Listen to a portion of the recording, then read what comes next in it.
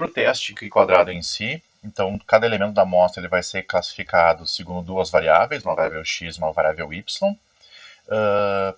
Os valores observados na amostra, então nós continuaremos chamando de as frequências serão chamadas de frequências observadas, e aí nós teremos uma tabela também de contingência com frequências, valores esperados, né, no caso, segundo a hipótese nula aqui, né, de que as variáveis são independentes. A nossa hipótese alternativa vai nos dizer que a afirmação de que as variáveis x e y não são independentes ou que elas possuem algum tipo de, possuem uma associação.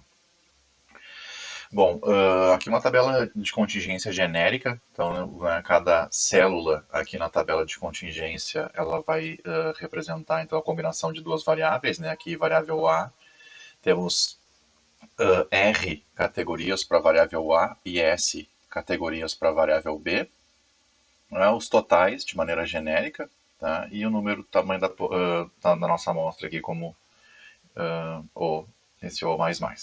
Bom, então frequência observada vão ser, né, os valorzinhos que a amostra vai nos trazer, e de certa forma então nós precisamos calcular uma tabela de frequências esperada, né, em que, né, se nós prestarmos atenção aqui, voltando no slide anterior, as margens da nossa tabela elas têm que se manter as mesmas, tá? Então nós vamos buscar, né, como calcular essa frequência esperada, né, lembrando que aqui esperada em relação a, né, a suposição de independência entre as duas variáveis, né, que está nas colunas e a variável que está nas linhas. Bom, então, aqui nós temos, né, para esse exemplo aqui, a distribuição marginal aqui para a variável A, né, então, supondo independência, espera-se que as frequências, né, os totais aqui das linhas, sejam igualmente distribuídas, né, ao longo da variável B. Tá? E isso acontece da mesma maneira, né? Então, ao longo da variável, né, esperaríamos sobre independência que né, cada valor da variável, cada categoria da variável B, né, tenha valores distribuídos aqui igualmente ao longo da variável A. Então, como é que nós vamos, né, criar, né, a estratégia? Como que nós calcularemos esses valores esperados? Então, nós temos aqui, né, temos as distribuições, né, as frequências observadas marginais para a variável A e B. E lembrando, né, voltando lá para a probabilidade em estatística 1, a definição de duas variáveis x e y elas são independentes se a probabilidade conjunta delas é igual ao produto das marginais. E é basicamente o que nós estamos fazendo aqui. Tá? Então, nosso E e J, então para cada combinação aqui de categorias, nós vamos pegar o total da coluna. Nesse caso aqui, por exemplo, para calcular a primeira célula aqui, né, o valor esperado para a variável, primeiro nível da variável A e primeiro nível da variável B. Então, nós pegamos o total da linha 100, né, vezes o total da coluna 40, dividido pelo total geral, né, que é o 180 aqui. Então, nosso primeiro número lá, 22,22, né, corresponde, então, à combinação das primeiras categorias. E por aí vai. Então, a gente completa a nossa tabelinha de frequências esperadas e, de certa forma, agora a gente vai combinar, né, as distâncias, né, nós vamos calcular da mesma forma como nós calculamos para teste de aderência. Então agora nós estamos interessados em, né, como é que a gente vai combinar todas essas distâncias, tá? E aí então bom, então aí nós queremos basicamente, né, a nossa ideia aqui vai ser quão distante está a nossa tabela observada da tabela esperada, né? Quem vai nos dizer isso então, né, vai ser a nossa estatística Q, muito parecida com o que nós já tínhamos na semana passada. Então, valores observados menos os esperados, elevamos ao quadrado, dividimos pelo valor esperado. A soma de tudo isso segue uma distribuição Q quadrado, então. Tá? Para nós aqui, a gente precisa saber, né, no momento, seriam quantos graus de liberdade. Então, nós temos aí, né, nesse caso aqui, bom, a gente já mudou de novo. Então, aqui o número de linhas, né, vamos dizer L linhas e C colunas. Então, os graus de liberdade vão ser, né, número de categorias de uma variável menos uma, vezes o número de categorias da outra variável menos 1. Tá? Bom, logo mais já falaremos das suposições. Tá? Então, com base, né, dado que Q sobre H0, né, tem uma distribuição Q quadrado, a gente pode criar então a nossa região de rejeição. Precisamos encontrar um valor crítico lá da distribuição Q, né, para um dado alfa e para o nível de significância que o problema o número de graus de liberdade. Então, a gente encontra esse valor crítico. Bom, um exemplo aqui, tá? Então diz, a disciplina no uso do computador por funcionários é uma preocupação corrente na administração. Um estudo revelou os dados mostrados abaixo em função do nível de privilégio do funcionário. Então aqui nós temos duas variáveis, tá? E a pergunta seria então, a disciplina no uso do computador é independente do nível de privilégio do funcionário? Tá? Então na nossa tabela de contingência aqui nós temos nas linhas o privilégio, né? Então três níveis né, da variável. E né, o fato do funcionário ser disciplinado ou indisciplinado.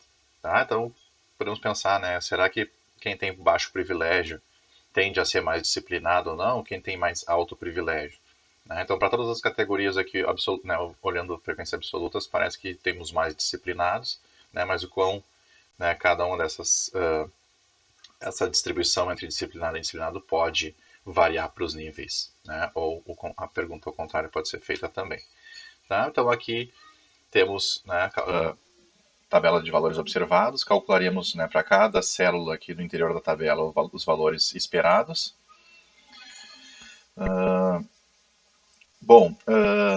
Então, tá, o nosso primeiro passo, né, fazendo o nosso passo a passo aqui do procedimento de teste, então, né, a hipótese definindo duas hipóteses, então, disciplina independe do privilégio do funcionário, tá? E a hipótese alternativa, essa é a nossa hipótese nula. A hipótese alternativa, né, nós diríamos que há uma associação entre disciplina e privilégio, ou disciplina depende do privilégio. Tá? Bom, o problema é que nos pede um alfa igual a 1%, então o segundo passo, né, definimos do alfa e calculamos o né, número de graus de liberdade aqui na nossa distribuição. Passo 3 e 4, então passamos a calcular todas as frequências esperadas e né, combinamos elas, né, calculando o nosso Q calculado. Tá? Então, nesse caso aqui, tivemos um Q calculado de 13,8. Aqui, né, valor da tabela. Então, valor calculado 13,8. Valorzinho da tabela que deixa 1% lá na cauda da direita para 2 graus de liberdade é o 9,21. Então, nossa decisão rejeitamos H0. Tá? Então, concluímos ao nível de 1% que a disciplina no uso do computador depende do nível de privilégio. Tá? Bom, a pergunta que a gente vai responder logo mais também é qual categoria da variável, de uma variável está associada com o nível da outra, né? Onde que acontece né, essa quebra da independência, tá?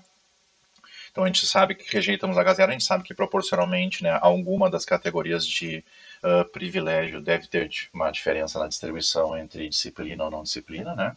Então agora nosso próximo passo seria perguntar onde que estão essas diferenças, tá? Com relação aos valores esperados. Bom, passando para os pressupostos, antes de respondermos a questão anterior, tá? Então temos três básicas suposições aqui. Tá? Primeira, uma coisa importante, nós estamos falando que né, a nossa tabela de contingência, nós estamos falando que é uma tabela de frequências observadas, tá? Mais do que isso, são frequências absolutas, certo? A mesma recomendação que nós tínhamos para o teste de aderência para 1 grau de liberdade, então nós calculamos a correção de ATS, né? Basicamente nós estamos subtraindo aqui um valor para cada possibilidade, cada combinação das categorias de ambas as variáveis. Tá? E outra coisa importante que nós já tínhamos também lá no teste de aderência é que nenhuma frequência esperada deve ser inferior a 5. Tá? Basicamente aqui, pessoal, precisamos de tamanhos grandes de amostra. Tá? Então, quanto maior o tamanho de amostra, mais a gente garante que a soma daquelas distâncias todas ao quadrado entre valores observados e esperados, elas convirjam lá para uma distribuição Q quadrado. Tá? Bom, aqui temos outros exemplos. Tá? Por exemplo, aqui, né, podemos perguntar sobre a associação né, para adolescentes, né, sobre consumo, adolescentes ou adultos, né, podemos pensar em consumidores com em duas faixas etárias aqui diferentes e regiões diferentes. Né, e talvez né, estamos falando né, uma questão em compras, né, perguntar, uma questão seria a compra de tênis de corrida por adolescentes, depende da região, tá? Então aí, novamente, né, temos aí duas variáveis, né, uma que indica a idade, adolescente e adulto, região Europa e América Latina. Bom, vemos que temos mais adolescentes, né, 140 adolescentes, 60 adultos, e ambos né, distribuídos aqui em regiões de mesma quantidade de observações, né, para 200 entrevistados, né, 200 consumidores. Aqui a gente consegue ver, como a gente tem o mesmo total aqui na linha, então a gente vê que temos mais adolescentes na Europa, né, a tendência é que os adolescentes da Europa, então, escolham, né, tênis de corrida mais do que os da América Latina, nesse caso aqui. Tá? Bom, aqui temos a resolução, então duas variáveis categóricas, né, valores observados e valores esperados. Então, passo 1, né, a compra independe da região, é a nossa hipótese nula. A hipótese alternativa, a compra depende da região. Temos aí nosso, né, estatística de teste calculada com a correção de continuidade, temos 1 grau de liberdade só. Tá? Então, o valor 1,92, né, para 1 grau de liberdade e 1% de significância, o valor da tabela seria 6,63, o valor que deixaria 1% à sua direita. Então, não rejeitamos, né, a hipótese nula ao nível de 1%. Então, pode ser que a compra, né, independa da região. Certo? Temos, né, outros exemplos aqui. Né, aqui temos renda, né, deseja-se verificar se existe dependência entre a renda e o número de filhos em famílias de uma cidade. Então, para 250 famílias observadas, aqui uma tabela um pouco maior, fica difícil de enxergar os padrões. Né, mas, então, tá, a resposta aqui temos uma estatística calculada de 36,62, e aí a sugestão fica para vocês seguirem, né, os passos todos do teste e, né, concluírem e decidirem. Tá? Aqui mais um último exemplo, aqui novamente uma tabela 2x2, né, que necessita a correção de continuidade. Aqui são pesquisas, né, pesquisas de mercado, então uma pesquisa vai ser enviada, alguns dos entrevistados, né, por correio, alguns entrevistados receberam uma notificação prévia, outros não. E aí a empresa quer saber se, né, pessoas que retornaram à pesquisa, né, quem retornou ou não, se depende da notificação que recebeu. Tá? Também temos a estatística calculada aqui de 4,79. Né? E, então, sugestão também para vocês, passo a passo, seguirem os passo a passo do teste de hipótese. Ok? Então, esse foi o nosso teste de hipótese. Agora nós queremos responder a pergunta, né? Se há diferença, quando nós rejeitamos, onde que estão as diferenças? Esse é o nosso próximo ponto.